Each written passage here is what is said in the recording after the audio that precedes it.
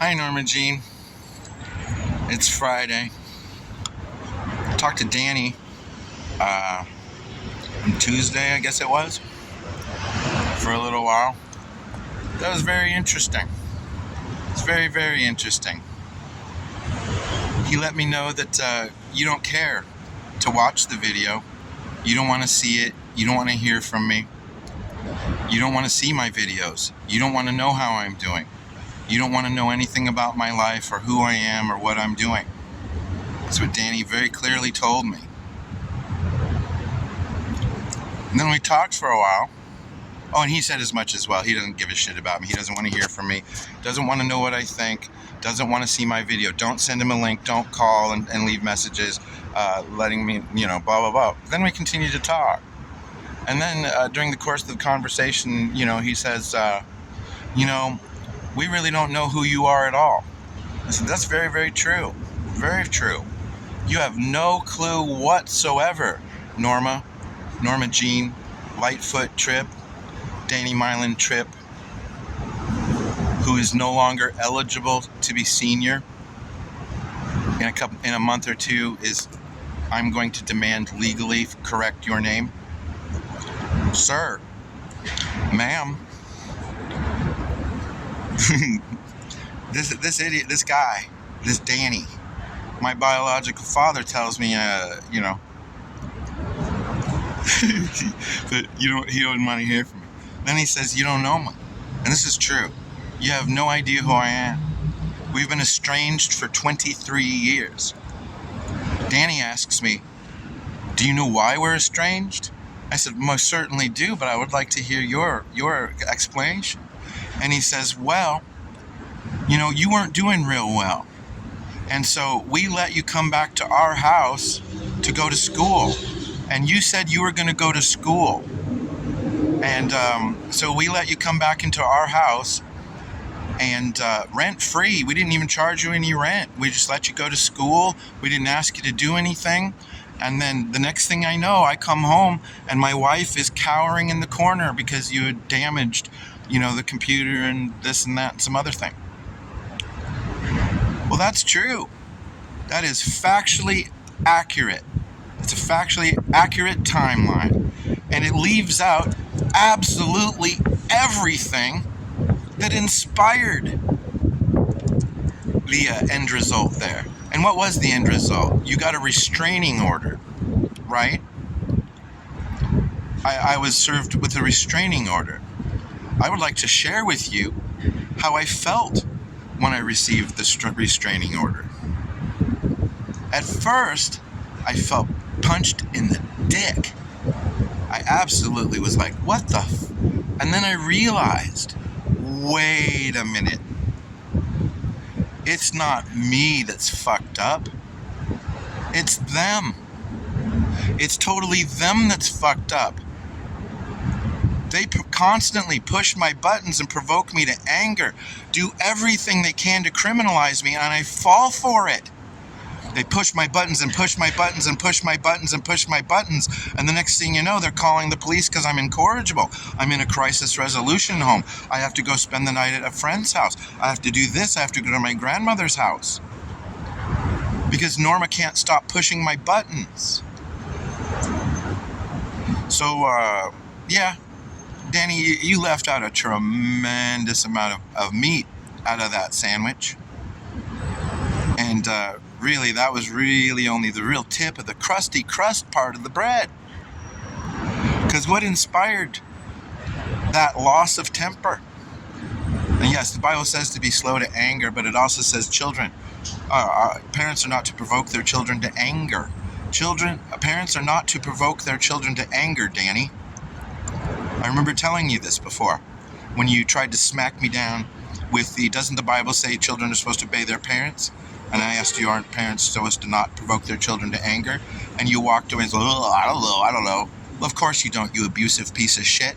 How goddamn dare you try to use the Bible as a cudgel against me, you ignorant atheist fuck. Nigger, fuck you.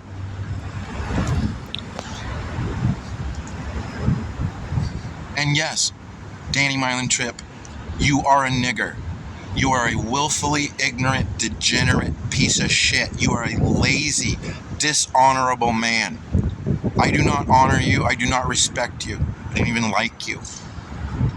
You told me when we were talking that you don't like me, but you and Norma love me. Well, is it true that you love someone from whom you are estranged? After a restraining order, you made absolutely no attempt to reach out after the 3-year period. How did I feel when I got felt punched in the dick when I received the restraining order. And then I realized it was a 3-year pass. Anytime I felt guilt, like it was my responsibility to reach out to you to try to resolve things from the past, all the neglect and abuse that you'd inflicted on me, I thought it was my fault. I was shamed. I felt shame. There was no reason for me to feel shame. And I do not feel shame that I fucked up shit in your house. I did a lot of property damage. I destroyed your precious computer. I destroyed the hallway mirror.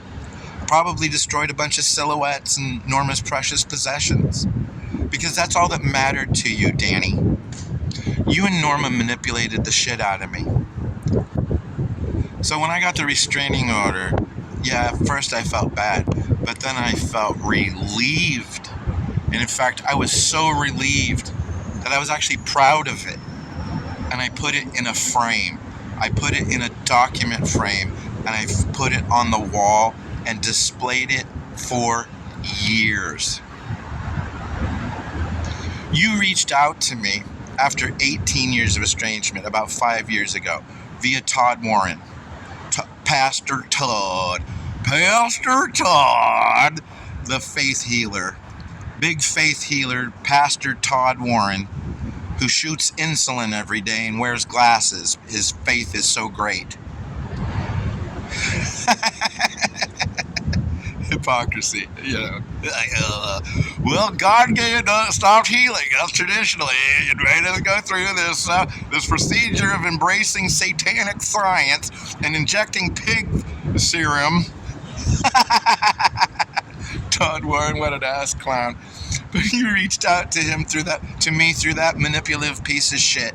And what did you say? You said, we wanted to reach out to you to resolve the inheritance. We're going to die soon. You're our heir. We want to talk to you. You cynical, evil, terrible people. You think the only reason I'd get a hold of you is for money? Now, yes. Then, no. I really churned it over and over and over. How cynical. You're just going to throw out the only reason he called us, we had to incentivize him with money.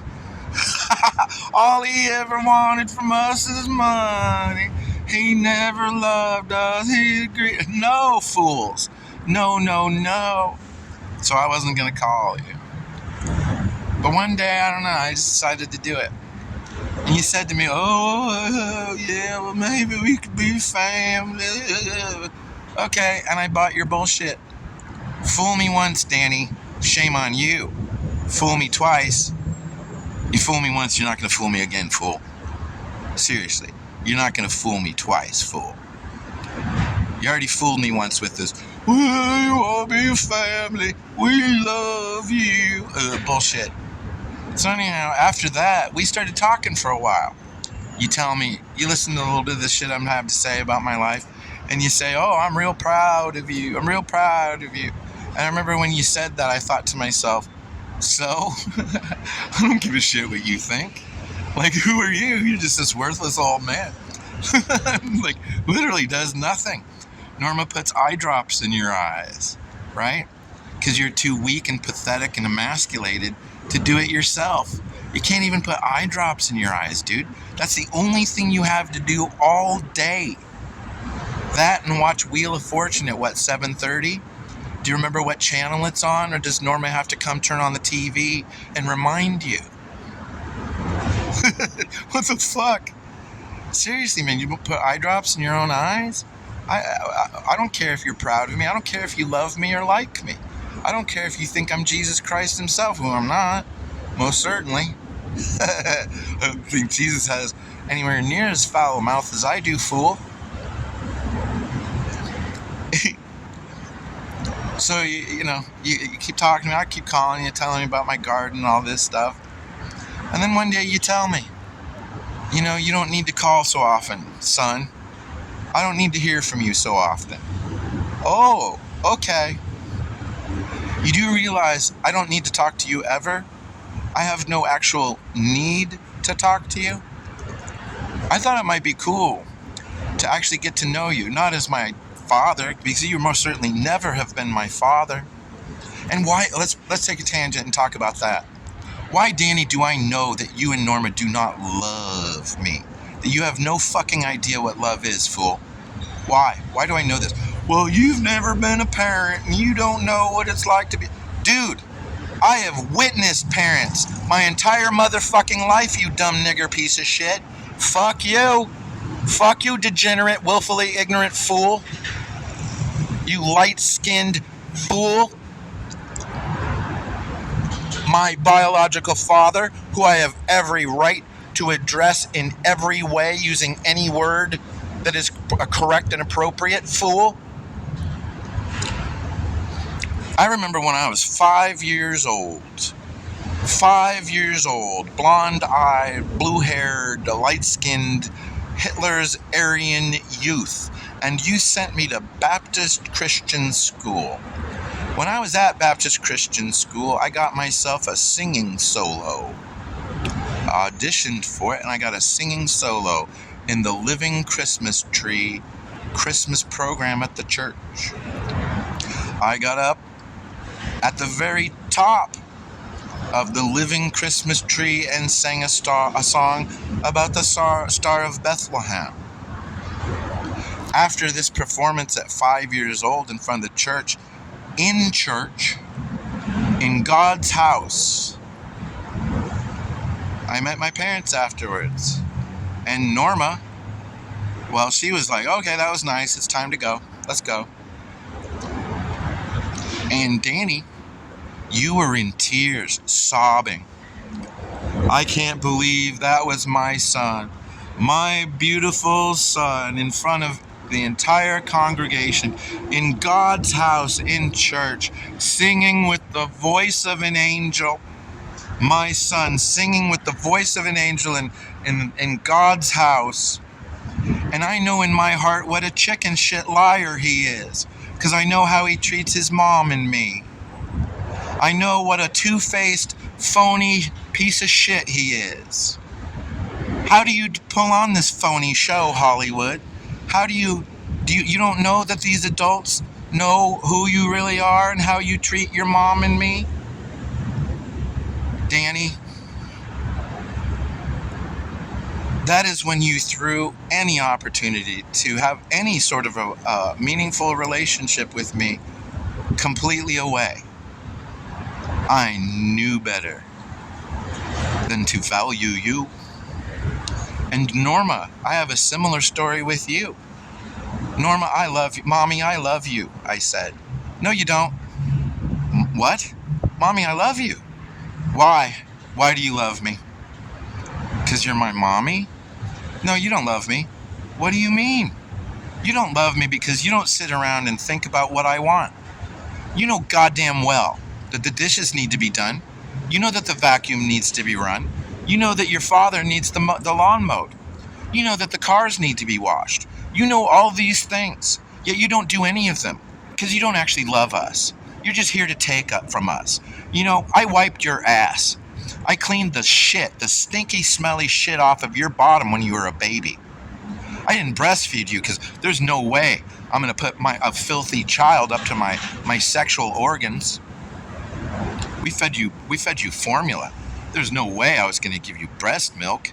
I'm not.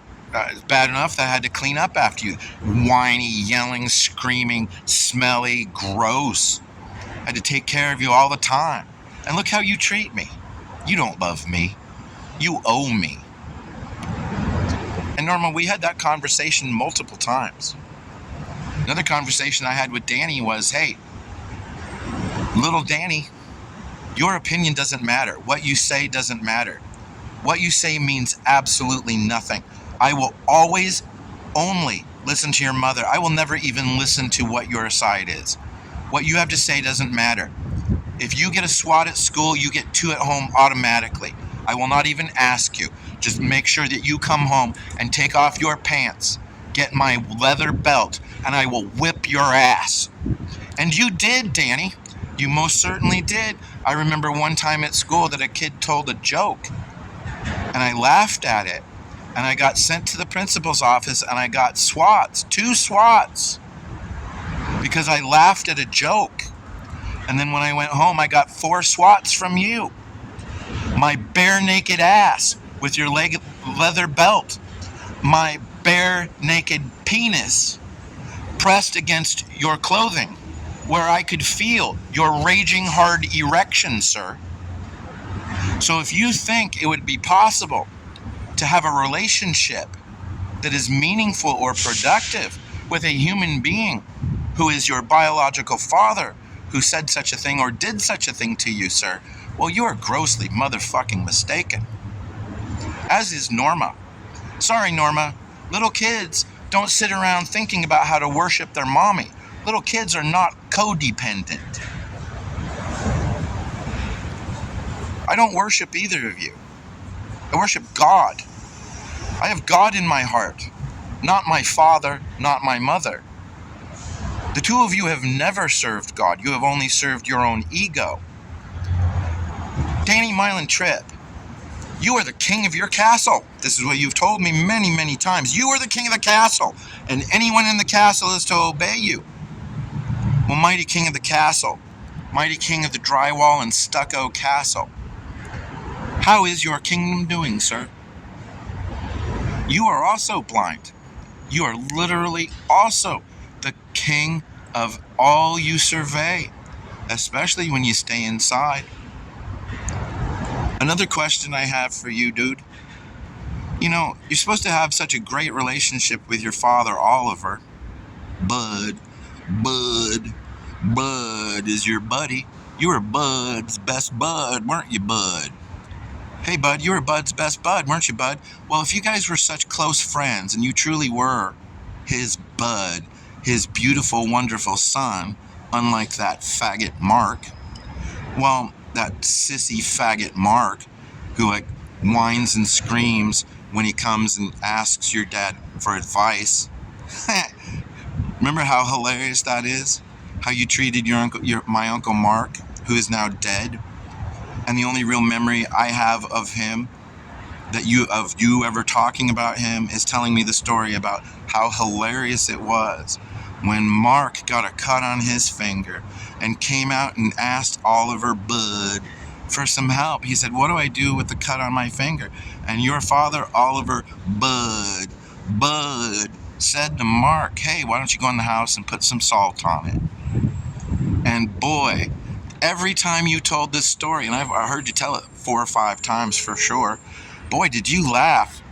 You know, my dad and I laughed. What a moron Mark was.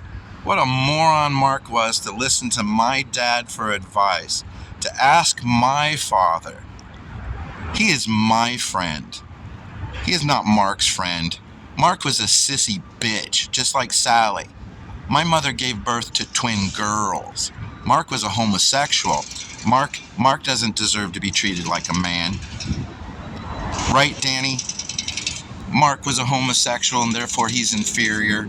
And boy, was it funny to laugh at your father putting him down, hurting him. So Danny, when I asked you if Oliver Bud would be proud of you, knowing full well how you treat his grandson, and you immediately responded yes, I'm pretty sure that I agree with you. Because that man sounds like he was an absolutely abusive cunt. And shame on you, niggers. Shame on you, degenerate scum, for treating your son this way. I absolutely guarantee you, Norma Jean Lightfoot Tripp, that all of Avilda Morris Lightfoot is turning in her grave because of the way you treated me. I guarantee you, Norma, if Olive could talk to you today, she would be abso-fucking-lutely furious with you. She would not be proud of you. She would agree with me that your claim that you are a mother, not only that you are a mother, but a good one, that you are anything other than a semen receptacle who gestated and excreted a human zygote. Norma, if you make any other claim like that, it's like saying that Danny, who is a cook in the Army, should be marching at the head of the military veterans parade on Veterans Day, and everyone should bow and salute him because of his service to this country. That is what you saying you are a mother is equivalent to. It is stolen valor. Olive, I guarantee you, is disgusted with you, Norma Jean Lightfoot Tripp. I guarantee you, my beloved grandmother, the only human being on planet Earth who ever showed me, who actually actively demonstrated unconditional love, the love of a parent for a child, the love of a grandparent for a grandchild. The only place I have ever seen that demonstrated towards me was from Olive Avilda Morris Lightfoot. Not from you, Norma. Not from Leona Tripp. Not from Danny Milan Tripp. Leona May Evans Tripp. That old